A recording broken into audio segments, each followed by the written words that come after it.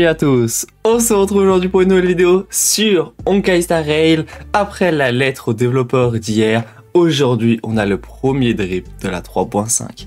Je l'attendais de fou malade car les deux personnages qui devraient arriver m'intéressent de fou furieux niveau kit et design. Et aujourd'hui on a le plaisir de découvrir la sublime Easy-Len. Mama qu'elle est incroyable.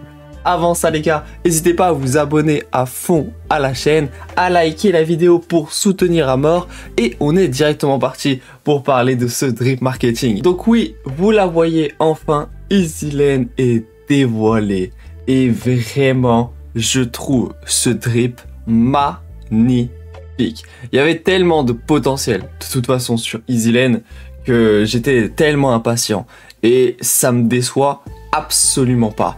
Déjà parlons de l'élément et de la voix, on peut voir que c'est nullité physique. Bon, même sans avoir vu d'infos ou quoi, nullité physique, c'est l'élément rêvé pour les dots, on va pas se mentir. Et ça va sûrement être dans cette direction. Hashtag théorie, je sais pas, Yover, je sais pas, moi je pense, physique et tout, meilleur dot du jeu, physique, nullité, c'est pour les dots. En vrai, vraiment théorie, j'en ai aucune idée. Non, en vrai, logique, c'est une 5 stars et elle a un alignement de voix plutôt intéressant qui apporte de la nouveauté et j'aime beaucoup. Surtout le thème du personnage, j'aime bien. Elle possède le thème de l'océan et tout. Vous allez voir que là, du coup, la photo, c'est marqué qu'elle est à Styxy. Donc, elle est à Okema, dans la cité de Styxy, mais dans l'eau. Et on avait vu en stream la dernière fois que Easy-Len, elle fait partie de l'ancienne chasse aux flammes. Elle était en retrait et tout du coup, mais elle n'était pas morte.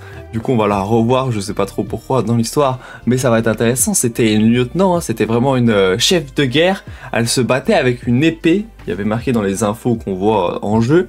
Donc vraiment, ça a l'air d'être stylé. L'épée, c'est peut-être ce qu'elle a à la ceinture. Elle va peut-être se battre avec des épées corail. Je la vois bien se battre comme ça. Je sais pas vous si vous voyez aussi ça. Je la vois clairement se battre comme ça. Donc ça va être très très intéressant. Un perso très charismatique, basé sur le fight. J'aime trop. J'aime trop. Elle est sublime. Si on regarde le design en lui-même, on peut la voir posée du coup sur un gigantesque corail en plein milieu de l'océan. Donc c'est vraiment son thème. Et après sa tenue, elle est magnifique. On l'avait déjà vu dans le trailer de Tribi. Et c'est vraiment ça. On peut voir un peu les corails qui sont sur son torse et qui se retrouvent un petit peu de partout avec ce magnifique corail en haut. Non, vraiment, le personnage, il est raffiné. Ça lui donne une identité. La tenue, elle ressemble un peu à la tenue de Dierta en bas, je trouve. Mais après, le reste est très original et très très beau. Donc non, j'ai rien à dire. C'est vraiment un personnage de Honkai Star Rail. Raffiné, les cheveux stylés, la couleur des cheveux stylée. Non, en vrai, j'adore. Je sais pas ce que vous en pensez, mais sur le design d'Emphoreus, je pense que c'est un de mes préférés, clairement. Je pense que c'est un de mes préférés du coup avec Castoris et du coup bah il y a Dierta aussi qui ressemble aussi vachement, mais je la trouve encore plus originale que Dierta, donc c'est vraiment bien. Et puis oui, vu qu'elle va se battre avec une épée normalement, si c'est une épée de corail, ça peut vraiment avoir un potentiel de fou furieux pour les animations. Même si on est un perso dot, on peut avoir le droit de taper, donc ça va vraiment être exceptionnel. Si elle met des coups, si elle a une double lame, ça serait vraiment stylé. Donc il y a moyen de cook, je suis giga curieux. Donc du coup vous l'avez compris, elle fera sûrement une petite équipe avec un personnage ultra stylé du jeu. Vous voyez bon, c'est qu'une théorie mais...